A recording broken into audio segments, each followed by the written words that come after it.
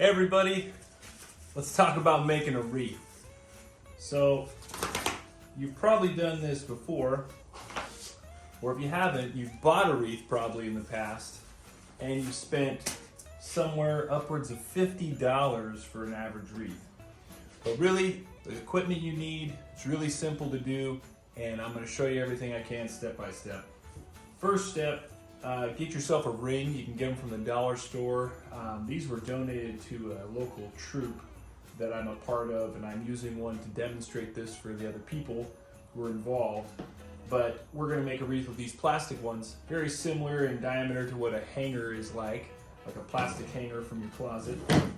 You're going to need some paddle wire with 22, 24, 26 gauge. Doesn't really matter, and it doesn't have to be green. Green just helps kind of hide the fact that you're going to be doing a bunch of work this way. So as we go, I've already got my foliage together in little piles.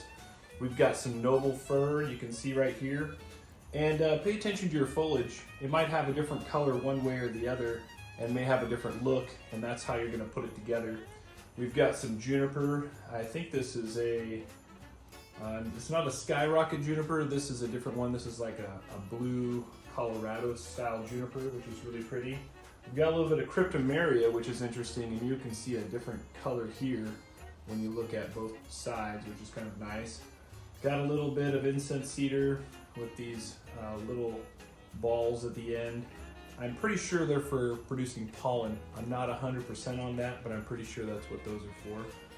And then I've got a little bit of Leland cypress to throw in some color in a few different places. So, based on the size of what your plan is, my plan is to start with a base of the juniper, follow it up with a little bit of this fir, and then we're going to add in a few other things for accent. Not even really sure what the pattern is going to be like, but if I stick to a basic pattern as I go, it's going to be pretty simple. And first step, you might find one of these areas on your ring. And this could be from the dollar store. It does not matter where you get these at. Dollar store, everything here as far as equipment is concerned, you might spend $5 altogether. I've got a heater, I'm out in my garage, and I'm going to make the most of it. Oh, I've also got some holly and some nandina for accent pieces. But anyway, let's get started. So we'll start with our skyrocket juniper, and then follow up with a little bit of our fir. I'll throw in some of the, let's see, actually I want to back up a little bit. So I really want to be able to see that part. So I'm going to put this one together like this. And then I'm going to throw the cedar in, and a little bit of the Leland cypress in a small amount. And if you see something you need to change, you have your clippers handy-ish, maybe. Something a little sticky. So another little tip, something that you can do, is I've taken a trash bag, and I've made it to where the trash bag is opened up on my table, just to make it a little bit simpler. And some of these have some sap and things that will make it a little bit complicated later on if I don't have something on there. But place everything on your ring, and then wrap it a couple times. 2 times really is enough. You can go 3 if you want to go crazy. But there we go, that's the start. Then we're going to reproduce the same thing we did before. We'll use our juniper.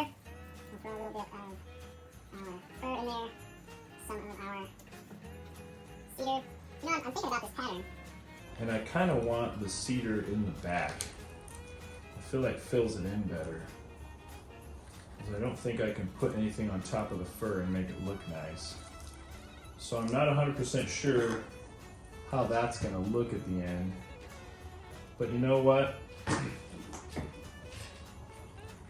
Let's do it this way. Let's back up.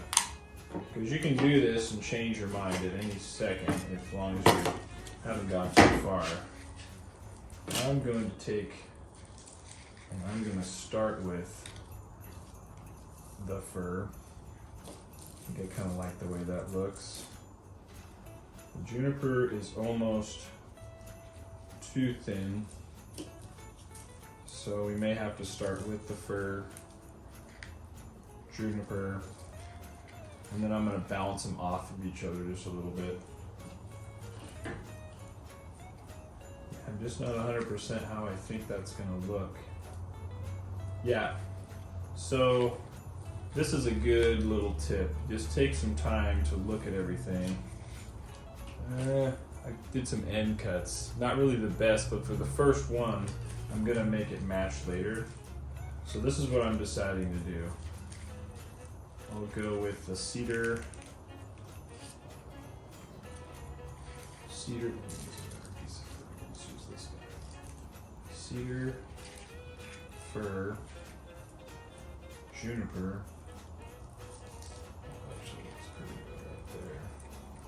Juniper, and then some leland. It's going to be kind of a bluish green wreath, and that's actually looking more the way I was hoping it would. I like that. So I'm going to stick with that now. So we decided to go cedar, fir, juniper, leland, and that's our what we're going with on this. That's our pattern for this wreath. So I'm just gonna give it 2 wraps and get it ready for the next one. So we said cedar, fir. It's kind of interesting. I didn't expect this one to look very good. Just the way we've got it going. Juniper. And then leland. And the cool thing about leland is it has kind of like a smaller, very full, and one side has a little bit more color. And now, to make this work, I just need to place it a little bit off, kind of at an angle, just a little bit more, to make it match later. So I'm just gonna bring it in 3 or 4 inches from the first one, set it where it needs to go, offset a little bit, and then wrap it in. And remember, 2 is enough, but you can go 3 if you want to go a little crazy. I think I would just stop at 2. All right. Now, going again, cedar, fir, juniper. That's kind of a big piece, so on this one I'll cut it back a little bit.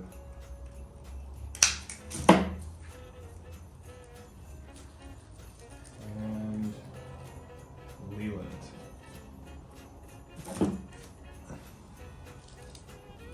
Alright, I need to cut this one back a little bit, or pick a different piece. This is a better piece, a little bit smaller. And I'm going to shift back the other direction a little bit, because it will fill in as we go. So I'm going to go 1, 2 wraps, and then we'll be ready for our 3rd one this time. So as you can see, this progresses pretty quickly. I'm going to speed this up so you don't have to see the whole process of coming around, but that gives you a couple of the wraps that you need. And because you probably won't get to see this, I'm just going to have a cinnamon roll break. My wife made these today, they're super yummy. A little bit of coffee because it's 10 o'clock.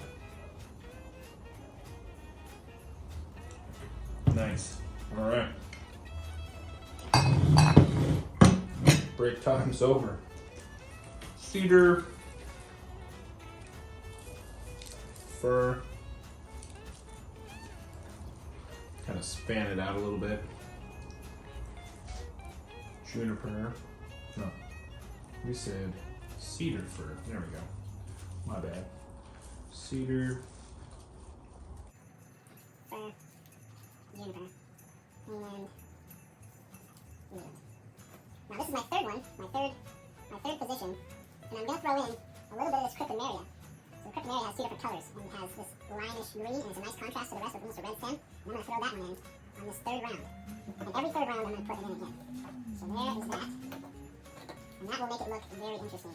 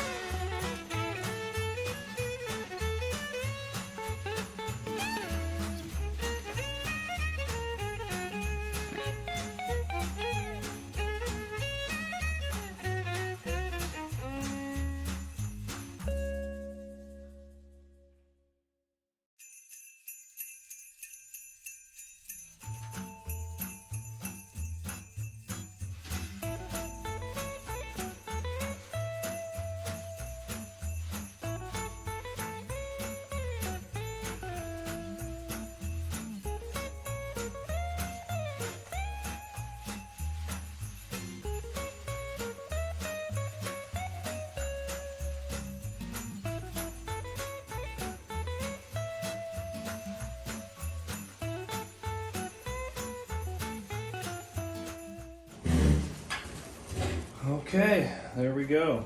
Now that's almost a finished product. I just got to adjust a few things, move it around a little bit, and that's a really close to what we're going to end with. And this was my first wreath. So if you watched me do this, that was my first. I watched a tutorial on YouTube, and that was my first wreath. So I don't think it's perfect. I think it needs a little something else. So what I'm going to do is I'm going to pick where I feel like the top and bottom are. I feel like this is the bottom and this is the top, and I think that looks pretty cool. And I'm going to move some stuff around, adjust it a little bit here and there, try and get it to look really cute and pretty. I used way more different types of foliage than typically people would do.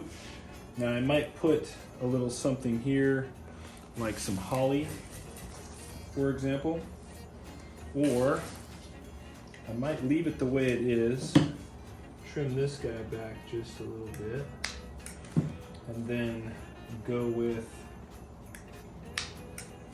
a bow. So now we're gonna make a bow.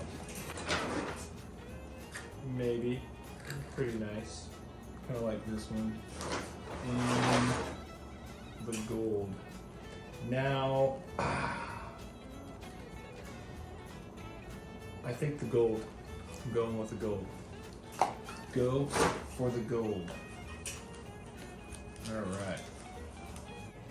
Line. Like we did before. Try to get them as close to the same size as possible.